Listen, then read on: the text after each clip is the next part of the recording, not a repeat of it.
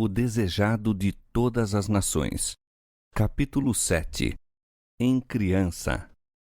A infância e juventude de Jesus foram passadas numa pequenina aldeia montanhesa. Não haveria lugar na terra que não se tivesse honrado por sua presença. Os palácios reais ter-se-iam sentido privilegiados em o receber como hóspede, mas ele passou pelos lares afortunados, pelas cortes da realeza e pelas famosas sedes do saber, para fazer de seu lar a obscura e desprezada Nazaré. Maravilhoso em sua significação é o breve relatório da primeira parte de sua vida. E o menino crescia e se fortalecia em espírito, cheio de sabedoria, e a graça de Deus estava sobre ele. À luz da presença de seu pai, crescia Jesus em sabedoria e em estatura e em graça para com Deus e os homens. Lucas 2:52. Seu espírito era ativo e penetrante, com uma reflexão e sabedoria além de sua idade. Também o caráter era belo na harmonia que apresentava. As faculdades da mente e do corpo desenvolviam-se gradualmente segundo as leis da infância. Jesus revelava, como criança, disposição singularmente amável. Aquelas mãos, cheias de boa vontade, estavam sempre prontas para servir a outros. Manifestavam uma paciência que coisa alguma conseguia perturbar e uma veracidade nunca disposta a sacrificar a integridade. Firme como a rocha em questões de princípios, sua vida revelava a graça da abnegada cortesia. Com profunda solicitude, observava a mãe de Jesus o desenvolvimento das faculdades da criança e contemplava o cunho de perfeição em seu caráter. Era com deleite que procurava animar aquele espírito inteligente de fácil apreensão. Por meio do Espírito Santo, recebia sabedoria para cooperar com os instrumentos celestiais no desenvolvimento dessa criança que só tinha a Deus por Pai. Desde os primitivos tempos, os fiéis em Israel haviam dado muita atenção à educação da juventude. O Senhor dera instruções quanto a ensinar-se às crianças, desde a mais tenra idade, acerca de sua bondade e grandeza, especialmente segundo estas que se revelam em sua lei e se demonstram na história de Israel. Cânticos, orações e lições das Escrituras deviam ser adaptados à mente que se ia abrindo. Os pais e mães deviam instruir os filhos em que a lei de Deus é a expressão de seu caráter e que, ao receberem os princípios da lei no coração, a sua imagem era gravada no espírito e na alma. Muito do ensino era feito oralmente, mas os jovens aprendiam também a ler os escritos dos hebreus e os rolos de pergaminho das Escrituras do Velho Testamento eram franqueados a seu estudo. Ao tempo de Cristo, a vila ou a cidade que não providenciava quanto à instrução religiosa da mocidade era considerada sob a maldição de Deus. Todavia, o ensino se tornara formal. A tradição havia em alto grau sobrepujado as Escrituras. A verdadeira educação teria levado os jovens a que buscassem ao Senhor, se porventura, tateando, o pudessem achar.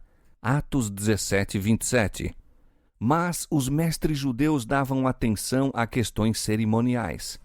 A mente era sobrecarregada com matéria sem valor para o que a aprendia e que não seria reconhecida na escola superior das cortes do alto. A experiência obtida mediante a aceitação individual da palavra de Deus não tinha lugar no sistema educativo. Absorvido na rotina das coisas exteriores, o estudante não encontrava horas de quietação para estar com Deus. Não lhe escutava a voz falando ao coração. Em sua procura de conhecimentos, desviava-se da fonte de sabedoria. Os grandes elementos do serviço de Deus eram negligenciados, obscurecidos os princípios da lei. O que se considerava como educação superior constituía o maior obstáculo ao verdadeiro desenvolvimento. Sob influência dos rabis, as faculdades dos jovens eram reprimidas. Seu espírito se tornava constrangido e estreito. O menino Jesus não se instruía nas escolas das sinagogas. Sua mãe foi seu primeiro mestre humano. Dos lábios dela e dos rolos dos profetas, aprendeu as coisas celestiais. As próprias palavras por ele ditas a Moisés para Israel eram-lhe agora ensinadas aos joelhos de sua mãe. Ao avançar da infância para a juventude, não procurou as escolas dos rabis. Não necessitava da educação obtida de tais fontes, pois Deus lhe servia de instrutor. A pergunta feita durante o ministério do Salvador, como sabe este letras, não as tendo aprendido? João 7,15. Não quer dizer que Jesus não soubesse ler, mas simplesmente que não recebera instrução dos rabinos. Uma vez que ele obteve conhecimento como o podemos fazer, sua familiarização com as Escrituras mostra quão diligentemente os primeiros anos de sua vida foram consagrados ao estudo da Palavra de Deus. E perante ele estendia-se a grande biblioteca das obras criadas por Deus. Aquele que fizera todas as coisas estudou as lições que sua própria mão escrevera na terra e no mar e no céu. Desviados dos profanos métodos do mundo, adquiriu na natureza acumulados conhecimentos científicos. Estudava a vida das plantas e dos animais, bem como a dos homens. Desde a mais tenra idade, possuía-o um único desígnio: vivia para beneficiar os outros. Para isso encontrava recursos na natureza. Novas ideias de meios e modos brotavam-lhe na mente ao estudar a vida das plantas e dos animais.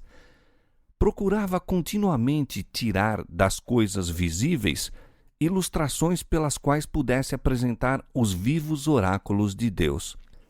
As parábolas pelas quais, durante seu ministério, gostava de ensinar lições acerca da verdade, mostram quão aberto lhe estava o espírito às influências da natureza e como colhera do ambiente que o cercava na vida diária os ensinos espirituais.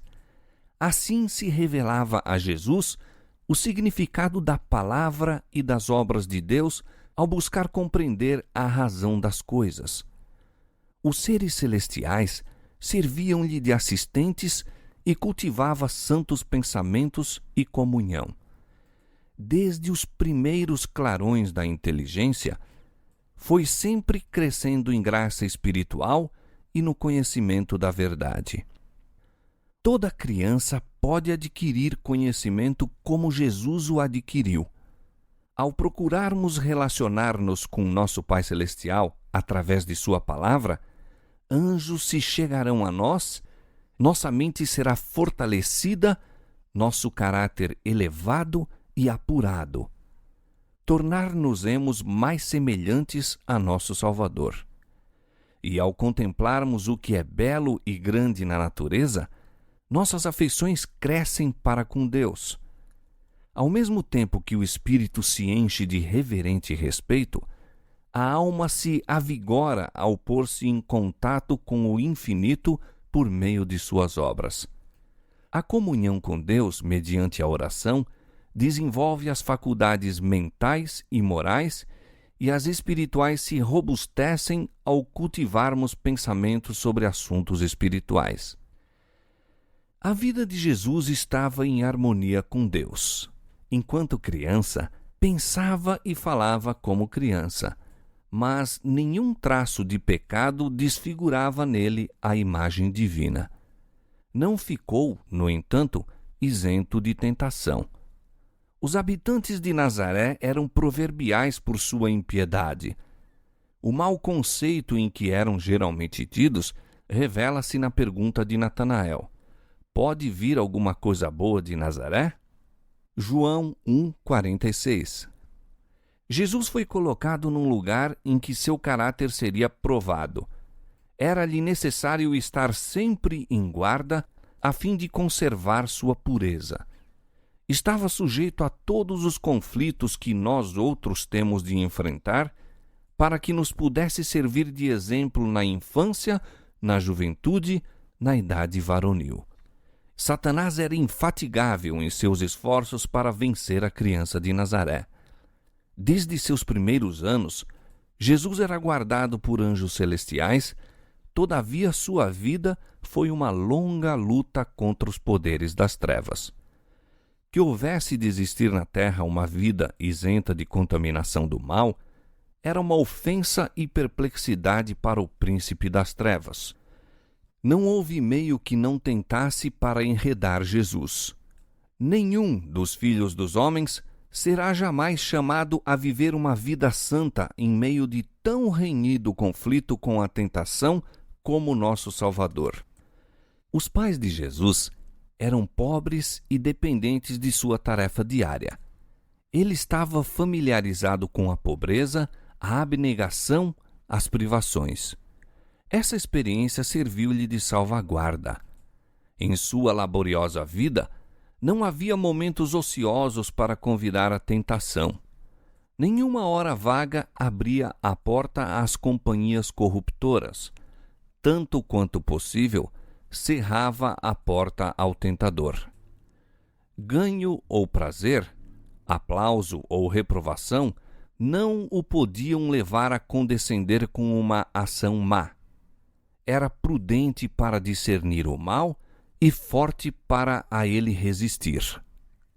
Foi Cristo o único ser livre de pecado que já existiu na terra. Todavia, viveu por quase 30 anos entre os ímpios habitantes de Nazaré. Este fato é uma repreensão aos que fazem depender de lugar, fortuna ou prosperidade o viver uma vida irrepreensível. Tentação, pobreza, adversidade, eis justamente a disciplina necessária para o desenvolvimento da pureza e firmeza. Jesus viveu num lar de campônios e desempenhou fiel e alegremente sua parte em suportar as responsabilidades da vida doméstica. Fora o comandante do céu, e anjos se tinham deleitado em lhe cumprir as ordens. Era agora um voluntário servo, um filho amorável e obediente. Aprendeu um ofício e trabalhava com as próprias mãos na oficina de carpintaria de José. Nos simples trajes de operário comum, caminhava pelas ruas da pequenina cidade, indo e voltando em seu humilde labor. Não empregava o poder divino de que dispunha para aligeirar os próprios fardos ou diminuir a própria lida. À medida que Jesus trabalhava na infância e na juventude, mente e físico se lhe desenvolviam.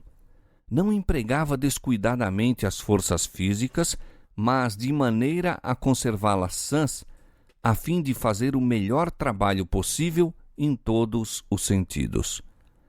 Não queria ser deficiente, nem mesmo no manejo dos instrumentos de trabalho. Era perfeito como operário, da mesma maneira que era no caráter.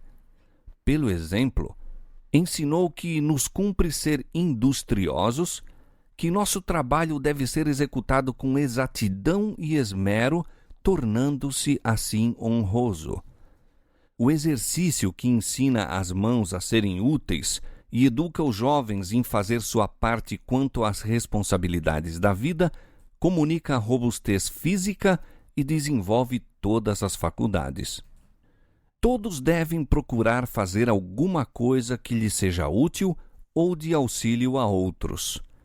Deus designou o trabalho como uma bênção e somente o trabalhador diligente encontra a verdadeira glória e alegria da vida.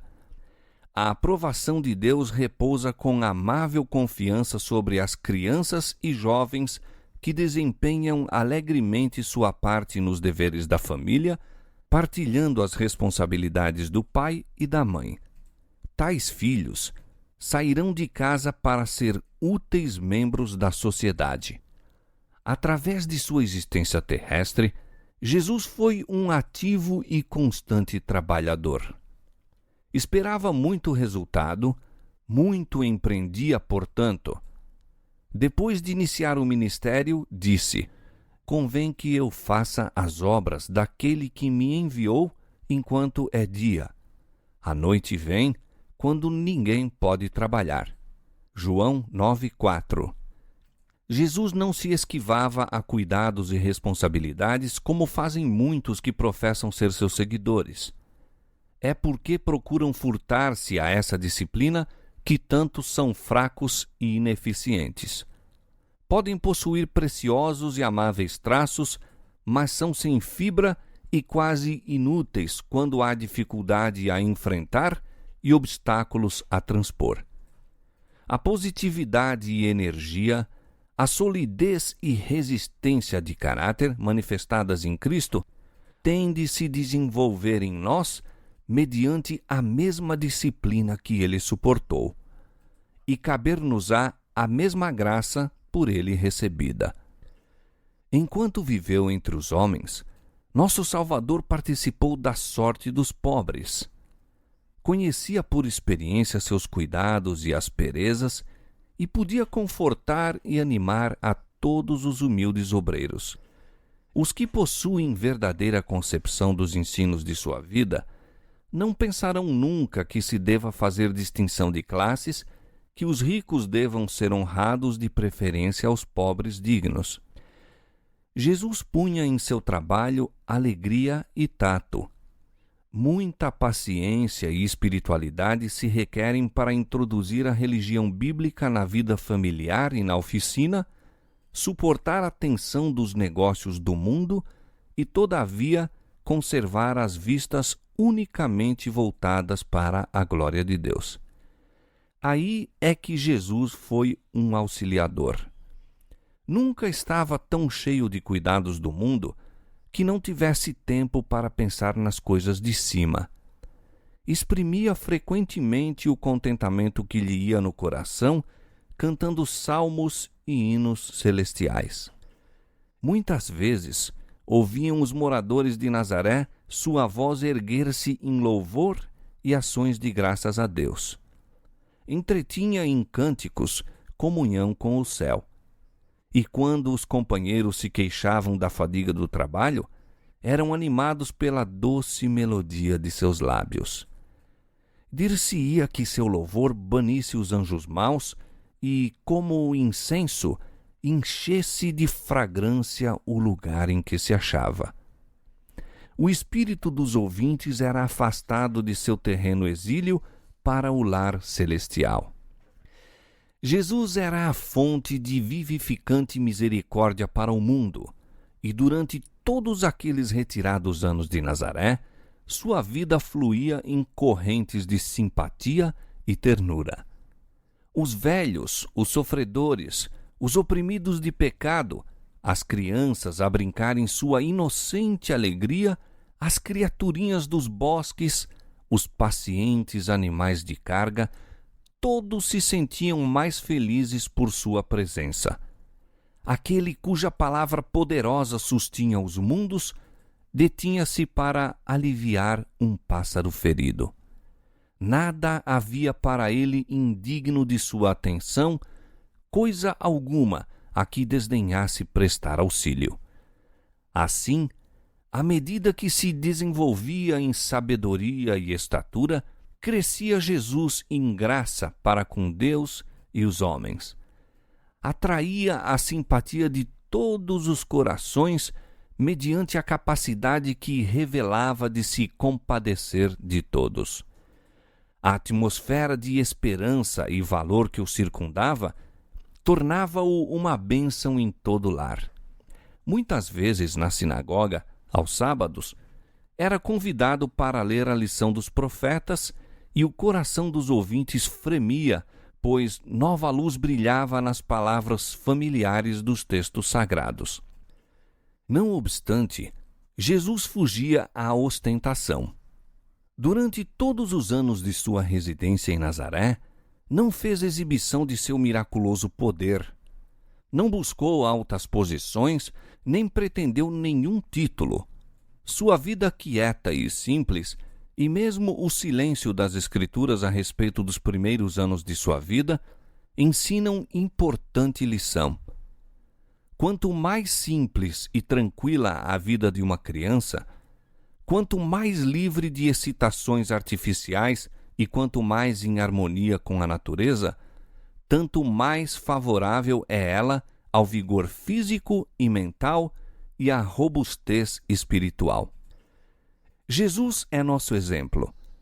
Muitos há que se detêm com interesse sobre o período de seu ministério público, enquanto passam por alto os ensinos de seus primeiros anos. É, porém, na vida doméstica que ele é o modelo de todas as crianças e jovens. O Salvador condescendeu em ser pobre para poder ensinar quão intimamente podemos nós, em uma vida humilde, andar com Deus. Viveu para agradar, honrar e glorificar o Pai nas coisas comuns da vida. Sua obra começou por consagrar o humilde ofício do operário que labuta para ganhar o pão cotidiano.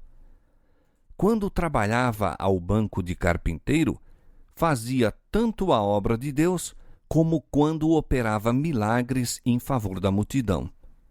E todo jovem que segue o exemplo de Cristo na fidelidade e obediência em seu humilde lar, pode reclamar aquelas palavras proferidas a respeito dele pelo Pai por intermédio do Espírito Santo.